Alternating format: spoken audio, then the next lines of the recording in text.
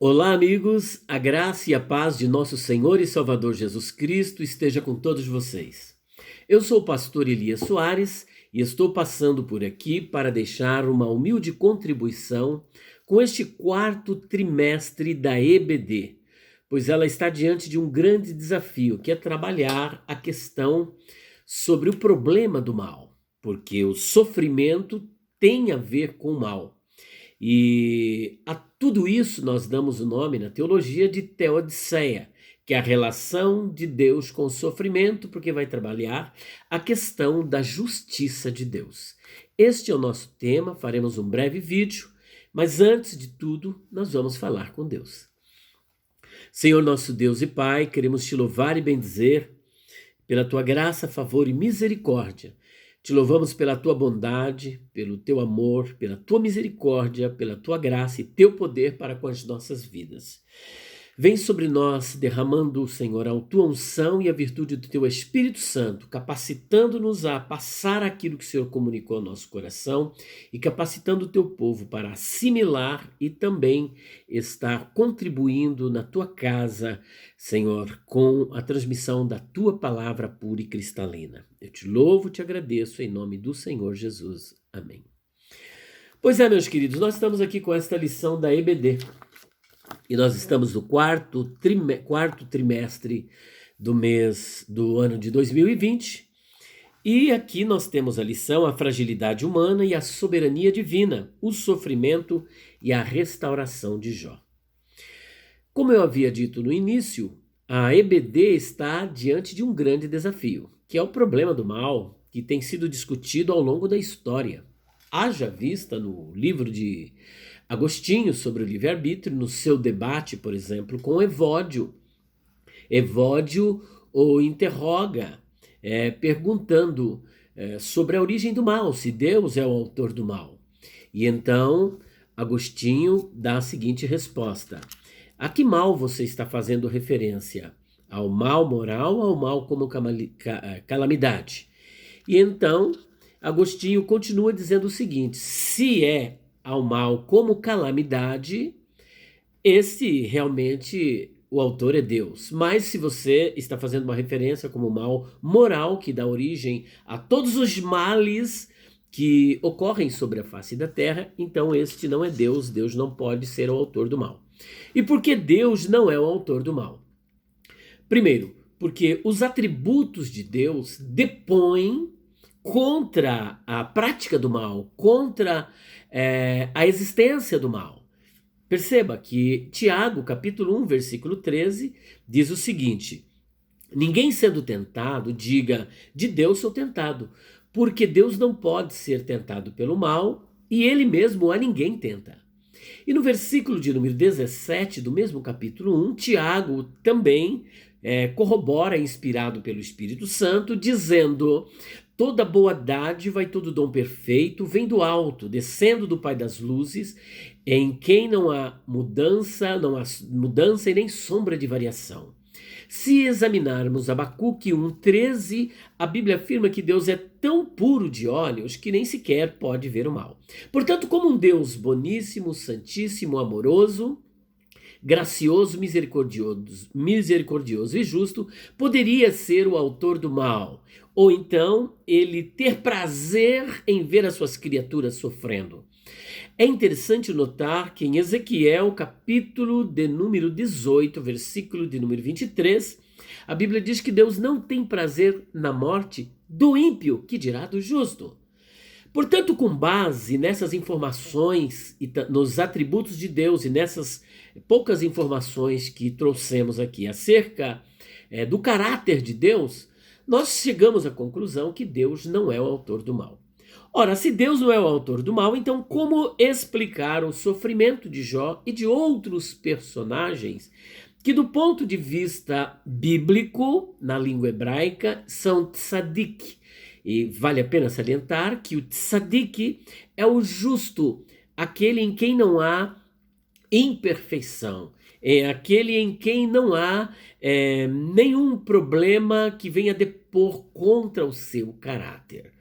Portanto, nós estamos aqui né, trabalhando esse livro poético, que é o livro de Jó, que vai apresentar justamente o drama de um homem que é designado como justo perante Deus, que não obstante passou por este quadro tétrico, esse quadro sombrio, esse quadro inexplicável, este momento muito difícil que a filosofia não consegue explicar e que também muitos teólogos não conseguem explicar, mas a Bíblia tem as suas explicações, a sua explicação. Vale salientar que o livro de Jó, ele faz um paralelo com o Salmo 73. Ambos retratam o problema do sofrimento e o problema do mal no mundo. Eles são um verdadeiro paralelismo sinonímico. O paralelismo sinonímico é muito comum na poesia hebraica. E ele nada mais é do que duas verdades que são apresentadas com uma linguagem diferente. Então você tem expressões diferentes para exprimir uma mesma realidade. Por exemplo, o livro de Jó, a grande pergunta dele é: por que sofrem os justos? Ao passo que o Salmo 73, que foi escrito por Asaf, que era um músico, um ministro de louvor que ministrava diante da santidade das santidades, ele era da tribo de Levi, responsável por invocar a presença de Deus no templo, e haja vista, na época de Salomão, quando eles uniformemente louvavam ao Senhor, a glória de Deus desceu de tal maneira que quem estava do lado de fora não podia entrar, e quem estava do lado de dentro não poderia sair. Portanto, esses dois homens se veem num verdadeiro drama. Jó perdendo seus 10 filhos, perdendo a sua saúde, e a sua esposa ainda lhe dizendo: você ainda continua a manter a sua integridade para com Deus?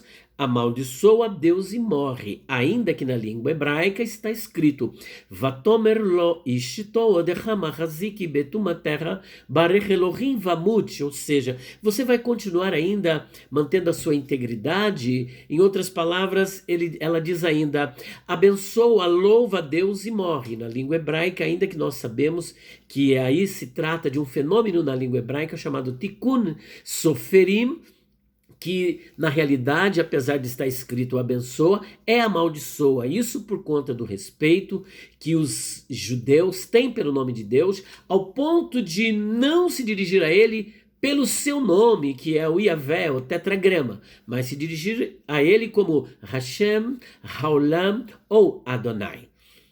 Então perceba que ele passa por todo esse drama, depois os seus 4 amigos, os 3 amigos o condenando, e depois você tem no final Eliú, ainda que alguns pensam que são 3 amigos, mas ele tinha 4 amigos. Simplesmente o mais novo deixou para falar com ele por último, porque naquela cultura antiga, os mais novos tinham que se manter em silêncio de acordo com a Torá. Diante das cãs brancas, deveriam se calar, e é justamente isso que ele faz, e quando acaba então o argumento dos 3 amigos, ele entra também falando com Jó, e no final Deus fecha toda a questão. Mas a pergunta do livro de Jó é: por que sofrem os justos? E ele era justo mesmo, porque Deus disse que ele era justo. E a grande pergunta do Salmo 73 é: por que prosperam os ímpios? Aparentemente são sentidos diferentes, mas as frases são diferentes, porém a essência é a mesma. Ora, por que sofrem os justos no livro de Jó? E por que prosperam os ímpios? Eles estão inseridos dentro de um contexto de uma teologia que permeava o Oriente, conhecida como teologia retributiva. Essa teologia retributiva parte do pressuposto de que o justo ele é abençoado e o ímpio amaldiçoado. O justo prospera e o ímpio não prospera. Mas de repente esses 2 homens de Deus se veem diante de uma verdadeira contradição que na sua mente era uma verdadeira quebra de paradigma, uma inversão de valores. Como Deus pode ser justo tratando bem o ímpio? Como Deus pode ser justo prosperando a vida do ímpio? E Jó pergunta como Deus pode ser justo permitindo que o justo sofra? Como Deus pode ser justo fazendo com que o ímpio não tenha sofrimento? Portanto, os dois estão diante desta dificuldade, diante deste problema e precisam de uma solução. A isso nós chamamos, como já disse, de teodiceia, que é a relação de Deus com o sofrimento, como um Deus bom, um Deus justo, benigno, santo, amoroso, gracioso, misericordioso, permite que os justos sofram. E como este mesmo Deus pode fazer com que o ímpio prospere e o justo não prospere. Portanto, eu estou aqui lançando então uma provocação a fim de que você possa refletir sobre esse tema, que é um tema delicado, e se Deus assim permitir, queremos fazer outros comentários também desta revista, porque assim é provocativo o assunto, o tema é palpitante, é interessante, eu gosto desses temas desafiadores, porque esta mesma teologia retributiva, ela faz parte do nosso contexto de uma teologia neopentecostal. A teologia neopentecostal, guardada algumas exceções, ela também parte dessa perspectiva, de que o justo não pode sofrer, o justo não pode ficar doente, o justo não pode ser pobre. Se você é uma pessoa que está bem com Deus, não tem nenhum vínculo a ser quebrado, não tem nenhuma maldição hereditária, então você deve prosperar. Se você não está prosperando, se você tem uma enfermidade, é porque você tem um vínculo não quebrado, é porque você tem alguma maldição que precisa ser tratada. Será que isso tem a ver com a palavra de Deus? A palavra de Deus assevera isso, a palavra de Deus defende isso.